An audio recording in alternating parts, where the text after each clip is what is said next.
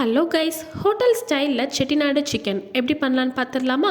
நாங்கள் குக்டோட செட்டிநாடு மசாலா தான் இன்றைக்கி வாங்கி ட்ரை பண்ணியிருந்தோம். அதிலேயே கியூஆர் கோடும் கொடுத்துருக்காங்க. நீங்கள் அதை ஸ்கேன் பண்ணிங்கன்னா step by step cooking instructions அவங்க வீடியோவாகவே அப்லோட் பண்ணியிருக்காங்க. ஒரு பேனில் ஆயில் ஹீட் ஆனதும் ஒரு 15 to 20 சின்ன வெங்காயம் உரித்து ஆட் பண்ணிக்கோங்க. அது கூட ஒரு பூண்டு உரித்து சேர்த்துக்கோங்க. கொஞ்சம் கருவேப்பிலை, 2 மிளகாய் வத்தல் ஆட் பண்ணிவிட்டு எல்லாமே டீப் ஃப்ரை ஆகிற வரைக்கும் ஃப்ரை பண்ணிக்கோங்க. அது கூட குக்டோட செட்டிநாடு மசாலா ஆட் பண்ணிவிட்டு கொஞ்சம் வறுத்து விட்டுட்டு நம்ம எடுத்து வச்சுருக்கிற அந்த 500 கிராம்ஸ் சிக்கன் ஆட் பண்ணிக்கோங்க.